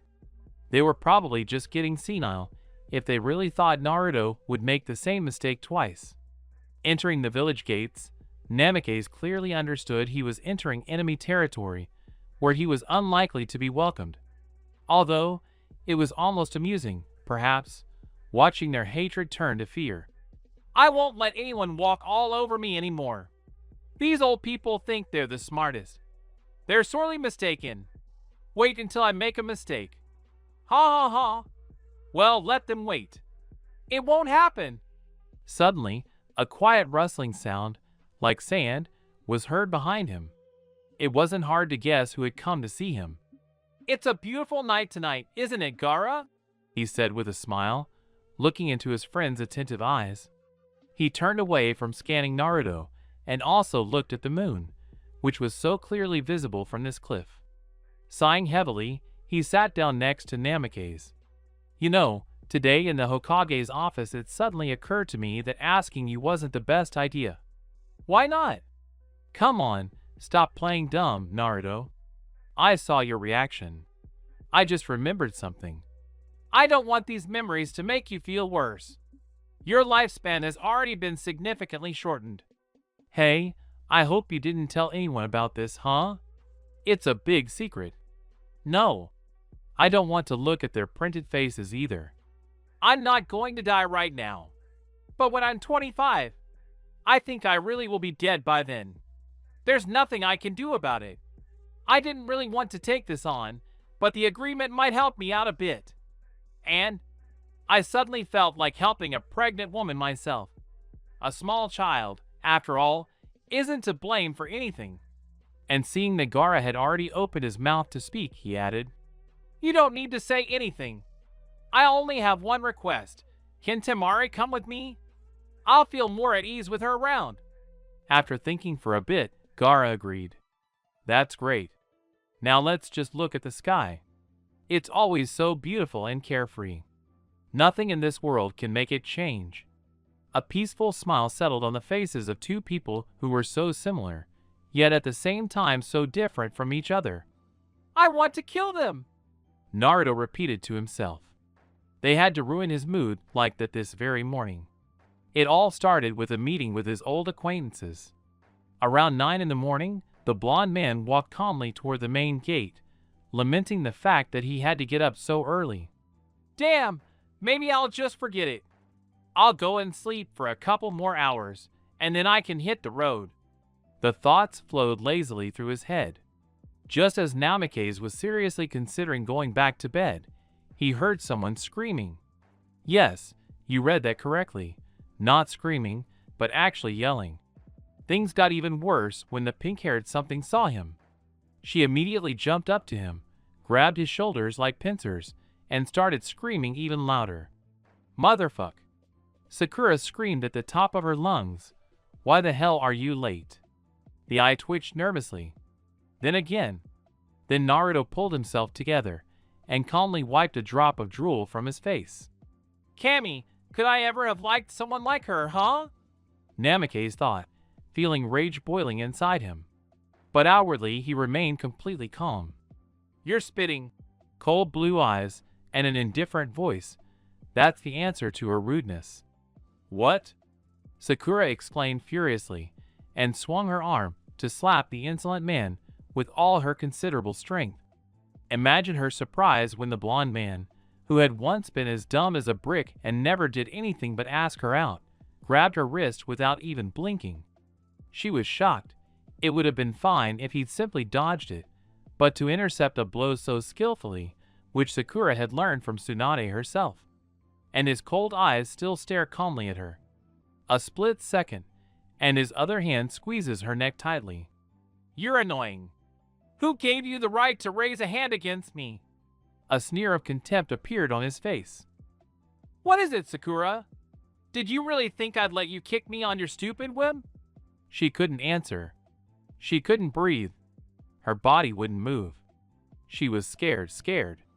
She'd always mocked him before, and now he could take her life with a single wave of his hand. No! The pink-haired girl screamed in her head. Panic and fear washed over her. I don't want to die! But suddenly it all stopped. She managed to open her teary eyes and looked at Naruto with fear. He was still standing next to her. Temari was holding his hand, which had so tightly clutched her neck just a moment ago. She, unlike everyone else present at the scene, was completely calm. Naruto, there's no point in killing them while we're within the village. Just wait a little, and then you can do whatever you want. She ruffled his blonde hair with an unusually gentle gesture. Unusual for everyone, but not for them. For her, Gaara and Naruto were like two little brothers. Temari-chan, did Gaara finally tell you? He was completely transformed. The indifference had vanished from his voice, and his eyes were filled with the same warmth with which Namikaze had once looked at the villagers. Yes. He said you'd be too bored alone, and I thought it would be nice for me to have some fun too. I see, the blonde said with a smile. Why did you want to hit him? This question was now directed at Sakura, who was still breathing heavily. He's a whole hour late, Hanuro exclaimed hoarsely, but then quieted down, feeling the cold blue gaze on her again. She felt scared again. He said he was leaving at 8, she finished, now in a whisper. Hearing the last sentence, Temari laughed out loud. Naruto, at 8 in the morning, ha ha ha, Cammy, what jokes you have. The blonde exhaled, still chuckling and theatrically wiping away a non-existent tear. But he said so himself. Ino, having somehow recovered from her shock, intervened. She couldn't understand how the Kazekage's sister could stand so calmly next to Naruto. It was obvious to her that he was a complete psycho. Who cares what he says? Temari said instructively. You can't even get him out of bed before 9. It's amazing you even got up. How I want to go back to bed. Namikaze exhaled and yawned demonstratively. He had already calmed down. Naruto! Konohamaru's joyful voice was heard as he ran towards the gate. You finally came. Well, I promised, the blonde answered with a slight smile. Why the hell are you late? Ino immediately pounced on him. A mixture of fear and irritation boiled within her, and she was quick to blame it on someone other than Naruto. The sight of Sakura gasping for breath in his arms would remain etched in her memory for a long time. Huh? Sarutobi was too happy and didn't pay much attention to her. Naruto came to see me yesterday and said that he probably won't be able to get up until at least 8:30, so don't expect him before 9. Why the hell didn't you tell the others? I told Kakashi-sensei. He said he'd tell the others. The guy was a little confused. And he did, came the joyful shouts. Looking around, Naruto saw something green moving toward the gate. His right eye began to twitch nervously again. The fugitives turned out to be Guy and his student Lee, just as he'd expected. Kakashi, who had appeared out of nowhere, was already sitting at the gate. Asuma was visible, hurrying toward the gate. Namikaze glanced around the crowd and mentally slapped himself on the forehead. He shouldn't have said yesterday that anyone who wanted it could go. Oh, how wrong. There were Kakashi and Sakura, and Guy and his team, and Ino, and Choji, and Shikamaru, and that strange guy Sai, with whom Naruto had decided to be careful. He was from Root. Who knows what Danzo might do? And that's just part of it. Are they really going to go with the whole village? Namikaze thought, feeling anger boiling up inside him again. Hey, why are you so angry, Naruto? Kurama's voice was heard. Nothing. I'm just wondering how long they'll test my patience. I told you. The nine-tailed fox began instructively. I know. I'm an idiot. It's easier to agree with this red-haired ass than to argue. Naruto realized that long ago. Taking another look at everyone gathered, Namikaze exhaled. I wonder when he managed to hold his breath, and, without saying a word, walked through the gate. Brother Naruto, wait for me! Konohamaru immediately exclaimed and ran after the blonde. The rest also left the borders of Konoha. I want to kill them! This phrase has been spinning around in his head for about half an hour. It's cost him quite a bit of nerve. So far, he hasn't broken anyone's neck. But oh my, how he wants to. While the first 2 hours of the journey had passed relatively calmly, no one wanted to end up in Sakura's shoes. After that time, everyone relaxed. Shouts began about how they were moving too slowly, how they should abandon that weakling Naruto and move on themselves, and so on. It was becoming more and more difficult to ignore them. The only people walking calmly alongside him were Asuma, Shikamaru, and Temari. The latter simply knew her friend too well and didn't want to irritate him further. But she would definitely talk to him later.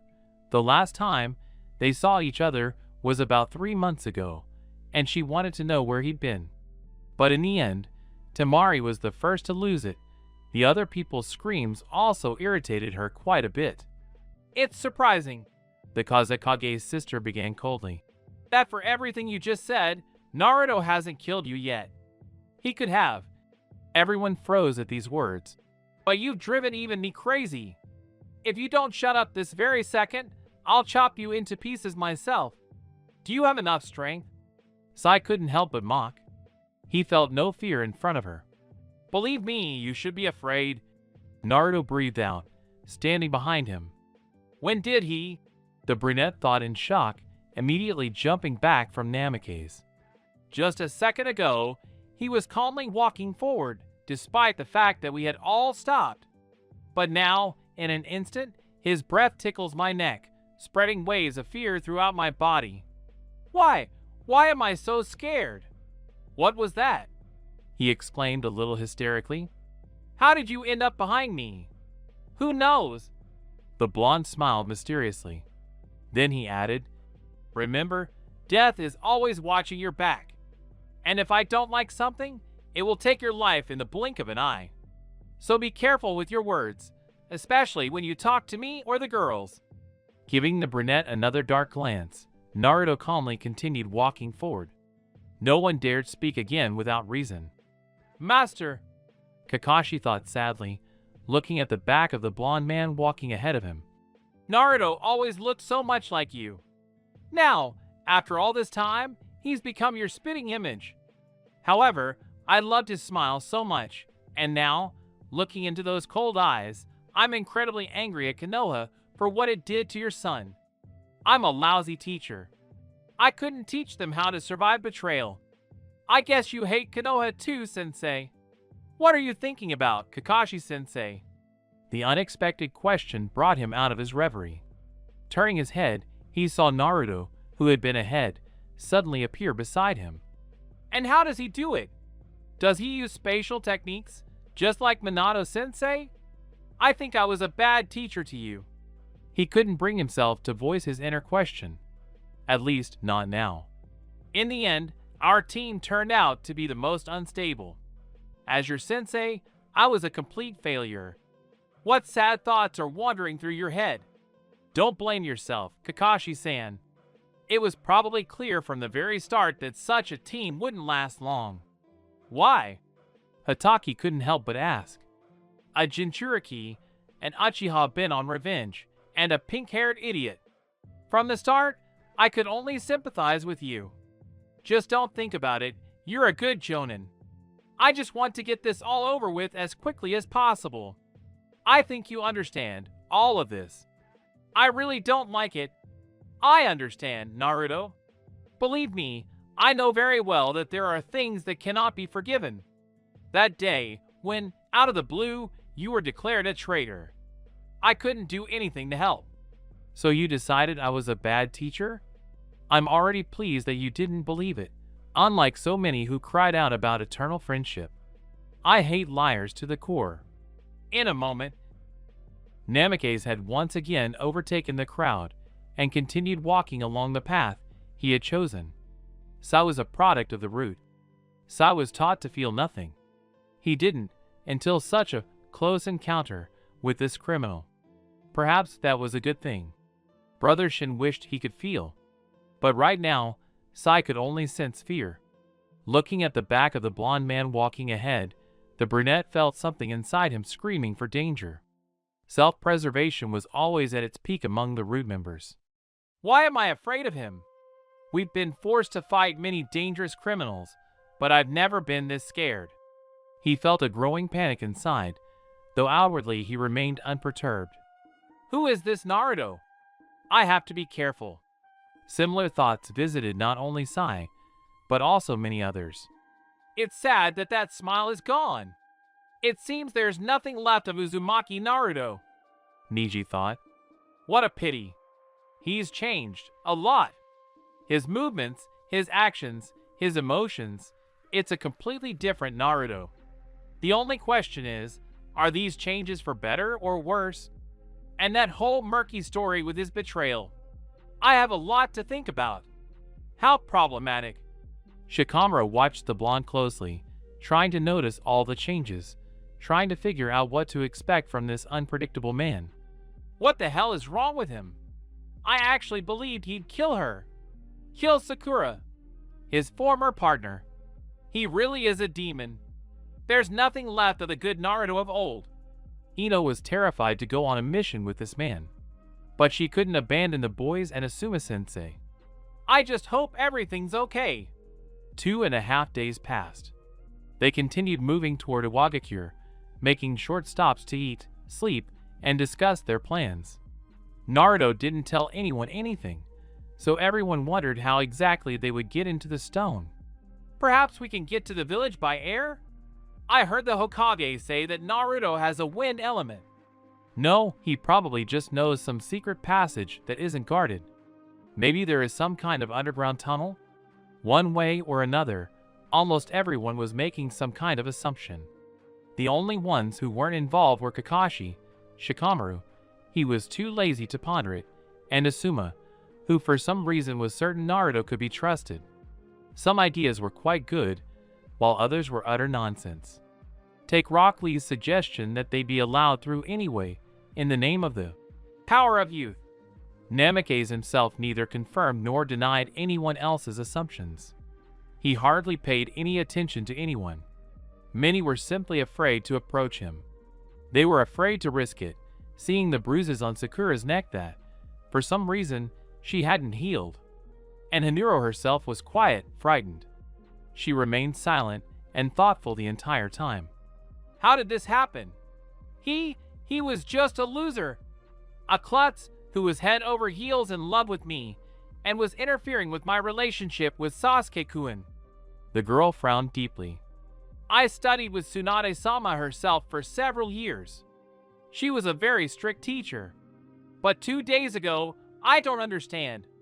That loser Uzumaki easily intercepted a blow I learned from one of the Sannin, and then, when he grabbed me by the neck and started choking me, I felt like he could break it like a match. Every time she thought about it, she remembered his eyes, looking at her like she was worthless. It made her so angry. She wanted to run up to this irritating blonde, turn him around, see his naive blue eyes, and punch him. It didn't matter what for. She'd always hit him before, just for the hell of it, and gotten away with it. But before her eyes, again and again, appeared the image of an adult blonde man who was squeezing his hand on her neck, whose deep blue eyes were looking at her. Damn, how did this happen? What tormented her most was the question of what happened after that accusation. Danzo, who had temporarily assumed leadership of the village, declared that the criminal would rot in prison until his death. However, almost a year later, everyone in the village at the time heard explosions, and then Shimura announced the escape of a highly dangerous criminal, Uzumaki Naruto. However, he said that the fugitive's condition, both physical and psychological, was unknown. He said he might have died. And now this supposed corpse is calmly walking ahead of everyone, leading the squad. At one of the forks in the road, he stopped and then turned left. Hey, wait a minute. Shouldn't we be going straight ahead? Kakashi asked. No, first we will go to a small village that is located in that direction. But why? Asuma asked in surprise. He was so worried about Kurenai. Don't we need to hurry? It's necessary. There's no doubt about it. But you're not planning on showing up in a Wagakure in your current state, are you? Namikaze asked. What's wrong with our clothes? Sakura asked angrily.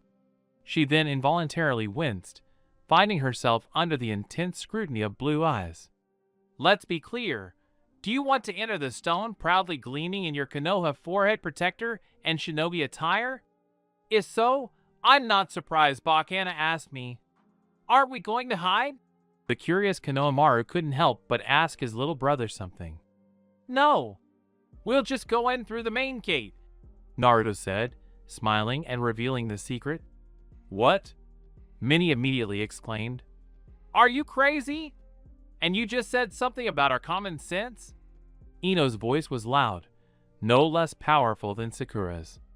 Namikaze winced, feeling irritation rising within him again. I'm not going to answer your questions, the blonde replied. Then we won't go anywhere. Takahashi now joined the conversation. I didn't expect this from you, Tenten. Naruto thought disappointedly. As you wish, he replied, yawning. Go back to Konoha, straight to the Hokage, and say, so, we, who went on a mission under the command of Namikaze Naruto, returned, and consequently failed the mission because we did not want to listen to the commander and got scared. We're not afraid. After all, the power of youth burns within us, Lee explained immediately. Seriously? The blonde asked skeptically. But I think I'm right. You're afraid of me, you don't trust me, and you're not going to listen. Well, that's your right.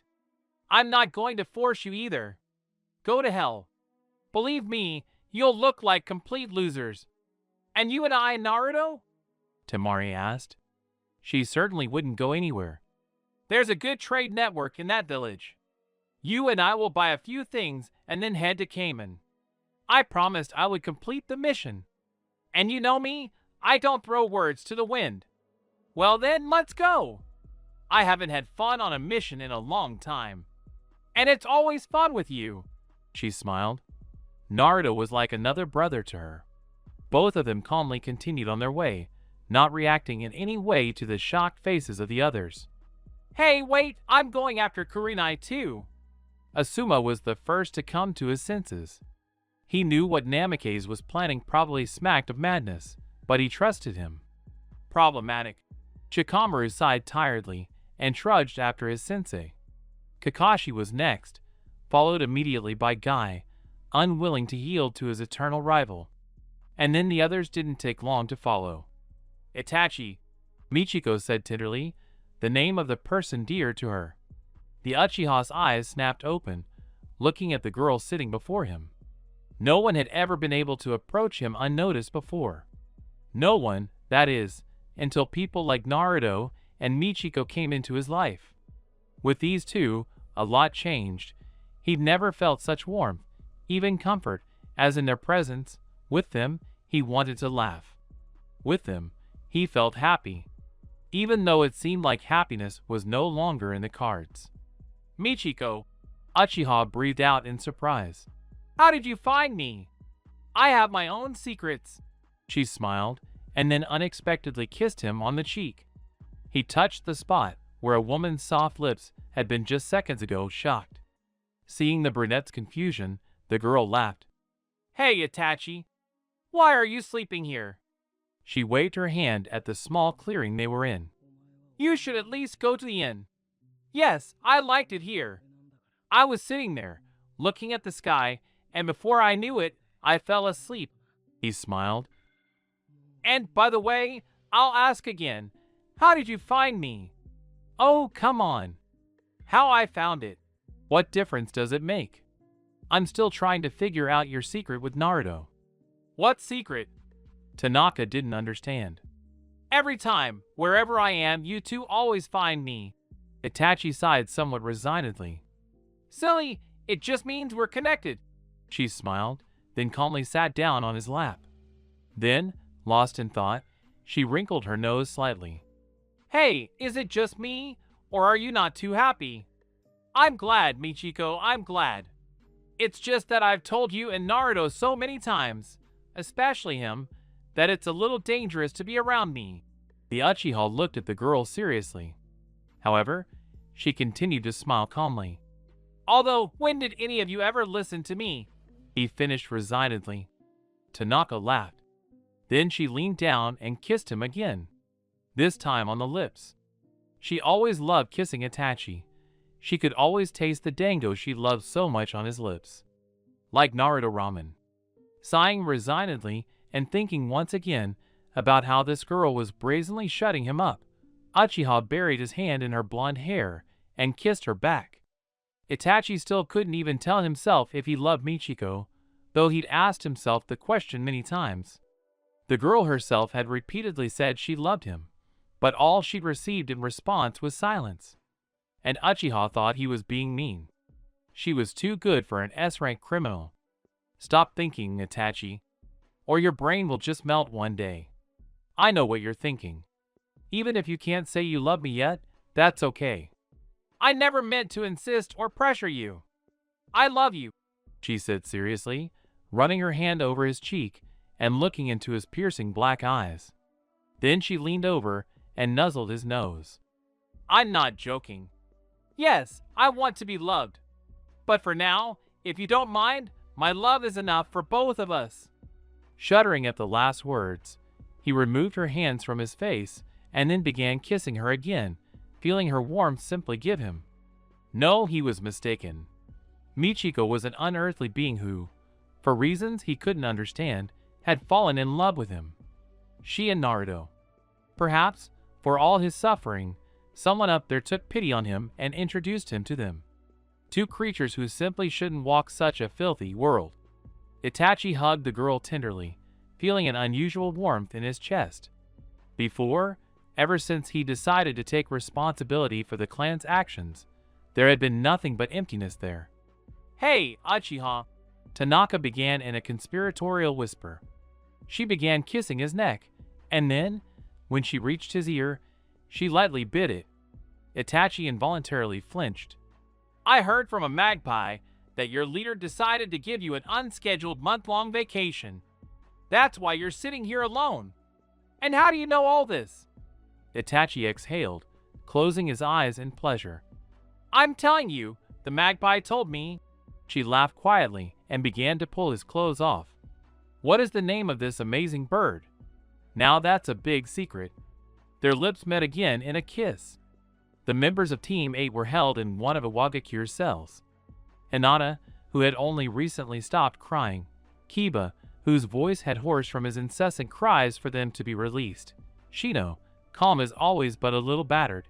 and their mentor, Kurinai, who had been suffering from severe stomach pain for the past couple of days. They were all terrified.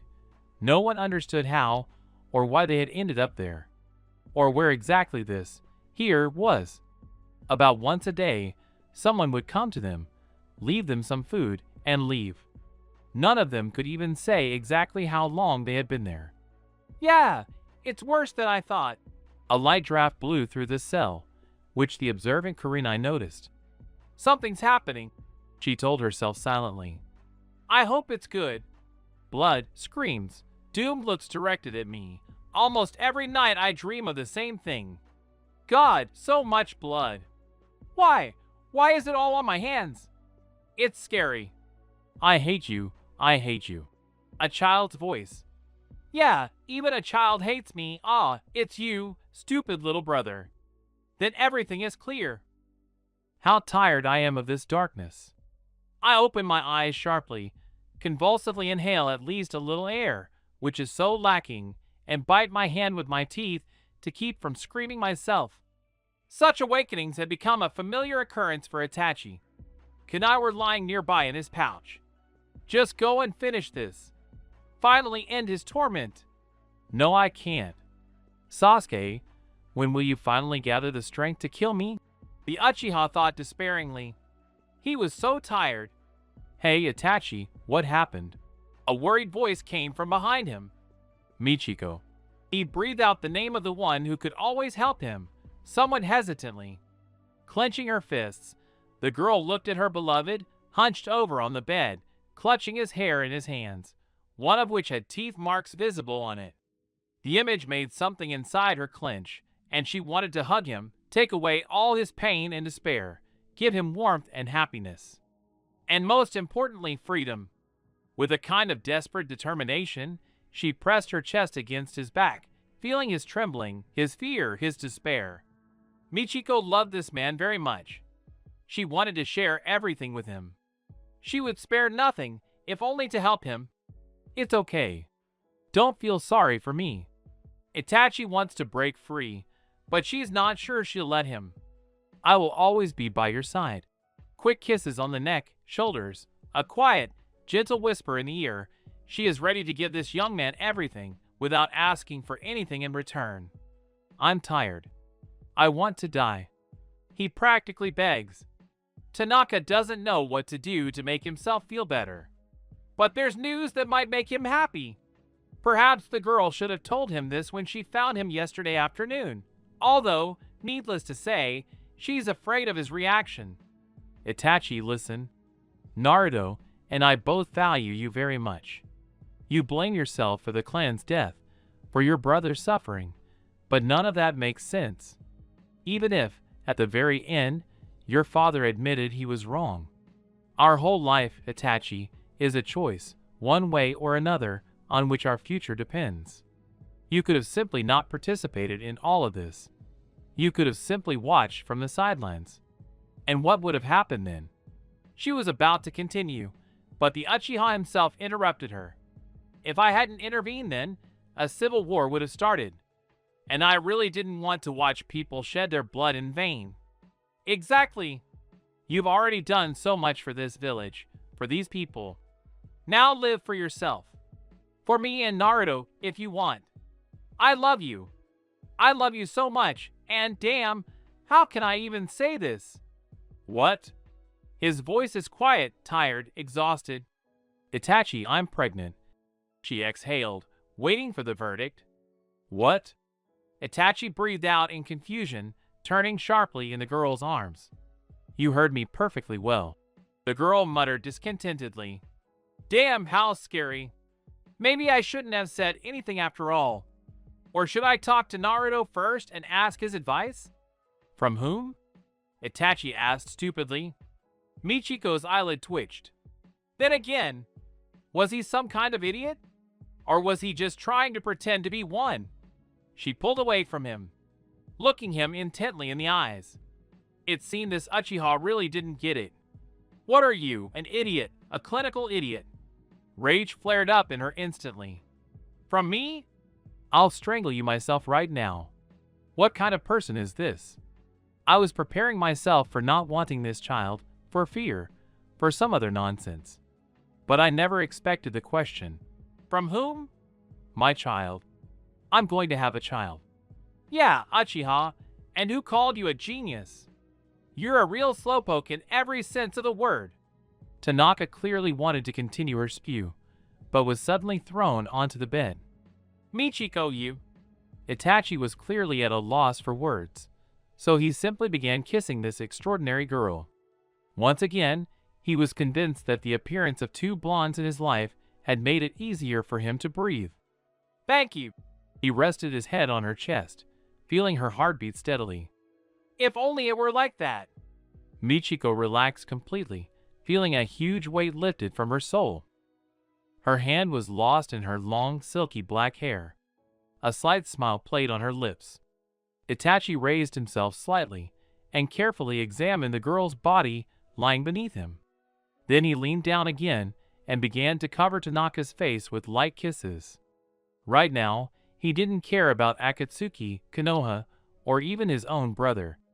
Uchiha Itachi couldn't remember ever being so happy. It was truly a small village, conveniently located for trade. A large river ran through it, along which ships sailed, delivering goods to other countries. Surprisingly, the goods sold were of fairly high quality, yet not particularly expensive. Naruto made everyone wear simple, perhaps even overly so, clothes. They somehow blended seamlessly into the crowds of people walking through the village. And why do we need all this? Konohamaru asked cautiously. He loved his little brother Naruto, but Naruto's mood swings were far too frequent. A fair number of people came and ordered clothes from this village. This will give us a chance to blend in. I hope everyone remembers that we need to infiltrate and exit the village as discreetly as possible. And how do you plan to enter through the main gate unnoticed? Hatake answered with a question. Kakashi-san, I understand everything, of course, but could you please take off your damn mask? Naruto's eyes slowly started twitching again. The desire to give up on everything and everyone was growing. No, I can't. Namikaze took a deep breath and let it out immediately. He felt something inside him skip a beat. This is bad. Then let's do it this way. When we are more or less close to the village, you will use hinge. What about the barrier around Iwagakure? Asuma asked immediately. There's probably some kind of barrier there, right? The stone uses a different barrier than Konoha. It can't detect the number of people by the bodies that enter it, but it can detect the presence of chakra. What about the hinge? Kakashi really didn't want to part with his mask. You make the technique, after which I put some seals on everyone. Their names will hardly mean anything to you. I won't let you put a seal on me, Sakura hissed angrily. Her hand instinctively twitched toward her neck. The action was almost reflexive. As you wish, it's not my problem. You can return to Konoha right now, or you can look for a way to infiltrate the village alone. I'm not going to help. In our village, in Konoha, we've always held mutual aid and support in high esteem. Haruno was furious. The others, for some reason, remained silent. Oh, don't worry. I have nothing to do with the Hidden Leaf Village, unless you count yourself among its criminals. The contract we signed clearly states that I am no longer considered a criminal, Uzumaki Naruto. Simply a free wandering man. And it's a big mistake on the teacher's part, Sakura said, clenching her fists, to stop hunting the man because of whom the third Hokage died. Temari clenched her fists. This was a dangerous topic, best left unaddressed, at least for her own sake, or at least for those who cared about her. To his surprise, Naruto didn't say a word in response. Ignoring everyone, he left the village and headed along roads known only to him toward Iwagakure. The others remained silent as well.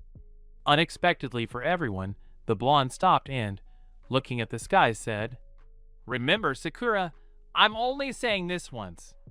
I won't tolerate any more discussion on this matter, so I advise everyone to pay attention.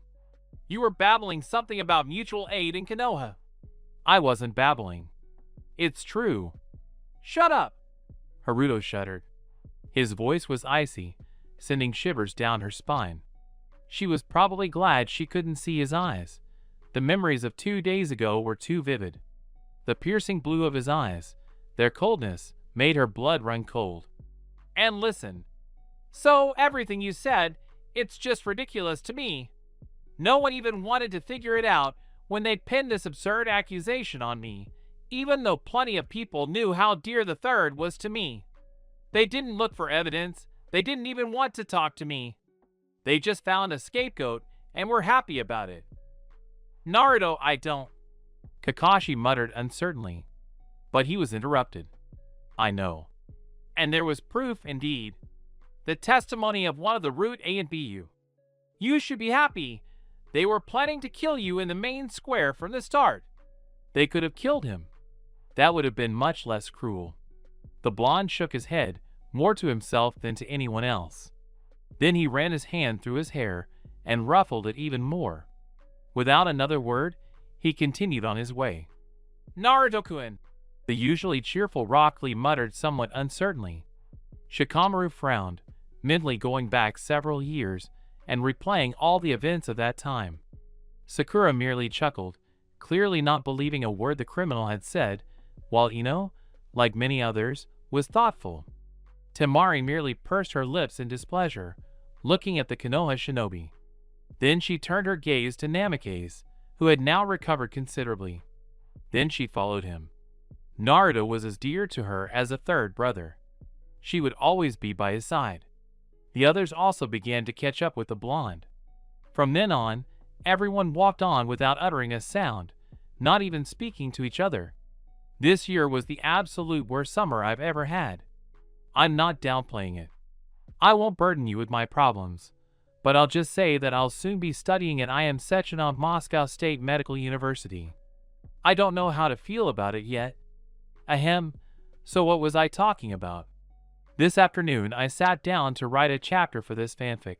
Well, I've clearly lost my writing skills in the years since I wrote anything. I'm posting what I think is the best version of this part. Just a warning, this part is basically about nothing. And damn, I'll do my best to improve. There are probably a ton of bugs. Check out the public beta, okay? A wildly apologetic author for all his sins. So, the task is as simple as a teapot. I'll give you a few seals. One of them will conceal your chakra. Another will cast a genjutsu on you, making you literally disappear into thin air. I'll warn you right away, this seal lasts for a very short period of time, so your primary task is to blend into the crowd quickly and undetected. Am I understanding you correctly, Naruto? We'll have to split up? Shikamaru asked, lost in thought. That's right. A large group of people, even if they're dressed in civilian clothes, will inevitably attract attention. Our squad, Namikaze mentally grimaced. He wasn't exactly thrilled to count himself and Tem among this wretched group. Will be divided into several mobile groups that will walk around, listen to what people are saying, and so on. Simply put, you'll be gathering information. What about teammate? Naruto didn't like being constantly interrupted, but he was probably willing to forgive Asuma for that. Asuma, Temari, and I will go after teammate. The blonde finished calmly. Okay. Tabaku agreed without arguing. Why you? Sakura immediately protested. Somewhere deep down. No, that's not it. Somewhere very, very deep, her instinct for self-preservation screamed at her about the incredible level of danger. But was this foolish girl listening to it? Can we really trust someone like you with saving our comrades? And you are desperately trying to get on my nerves, aren't you, Sakura? His cold, harsh tone made the pink-haired girl's insides clench. She finally began to listen to the desperate cries of that other, always brave and unyielding Sakura, who was now ready to fall to her knees before this terrifying man and beg him not to kill her. Naruto, Kakashi addressed the boy, thereby distracting the trouble from the wayward student. Is it necessary to gather some specific information? The 5th Hokage gave a specific order to rescue the 8th team from captivity and try to find out about the situation in the stone. The situation? Political or emotional? Shikamaru always tried to ask questions to the point. He was simply too lazy to waste time on trivialities, like Sakura did. And the political, emotional, and military situation. Did I answer your question? More than that, Naruto. Oh yes, I digress. The third seal will give us the ability to communicate with each other mentally. You just need to think about who you need to talk to. I don't recommend using it too often. During conversations, you'll, how shall I put it, seem to fall out of reality. Simply put, you'll become completely defenseless. The last seal I'll give you is for the most urgent case. But first, you'll have to remove the very first seal, which is blocking your chakra. And me? The ever-cheerful Rock Lee became very embarrassed at the mention of chakra. You're versatile, Thickbrow. Something inside him twitched at the mention of his old nickname, the one Naruto had given him long ago. You'll be with Guy, and if necessary, you'll use the seal together. Naruto, you still haven't told them what the last seal does. Temari said, chuckling to herself. She knew all too well how easily Namikaze could get distracted, and he needed a little kick to get him back on track. Exactly. You're right. Basically, this spatial seal will transport you to a specific point. To avoid unnecessary questions, I'll answer right away. The place you'll be transported to is the very same village we left not long ago. Any other questions on the matter? How long will we be in the village, and how will we get out? Nara closed his eyes for a few seconds and added, And how are you going to find teammate? I know where your comrades are. That's the first thing. Came the immediate answer. Everyone immediately froze, staring at him. Where from? Asuma asked, taken aback. From the same place where I know they are okay. All right? You've got to be kidding me. They're being held captive. Sakura immediately took his words with hostility. Ino, of course, wasn't too pleased with his words either, but unlike her friend, she remained silent. They're all alive, and their physical condition is quite tolerable. Not many prisoners can boast that, so shut up. This was directed at Haruno, but many flinched. Such a cold voice, in which there was undisguised contempt, clearly did not contribute to maintaining good spirits in the team. It won't take long. As soon as we reach Team 8, I'll use a reverse summoning and we'll all teleport far beyond their village. During that time, try to learn as much as possible without getting caught. Well, we're almost there, so I hope I've answered all your questions. Sighing heavily, Naruto began pulling stacks of papers from his left sleeve and handing them out. Sakura snatched the seals intended for her from Namikaze's hands and gave him a disdainful look. She received an identical, arctic cold glare in return. Hatake Kakashi looked at his two former students and realized that the feeling of bitterness and loss would never leave him. They had once been a close-knit team, he, their mentor, the ever-smiling Naruto, who never lost heart and believed in the best, Sasuke, who feigned indifference to everything, though he cared deeply, and Sakura, who was endlessly in love with the latter, and who, though inexperienced, was a very diligent student. And what's the end result? All that remains of their tight-knit team is a single photograph hanging in his home. And his students want to destroy each other.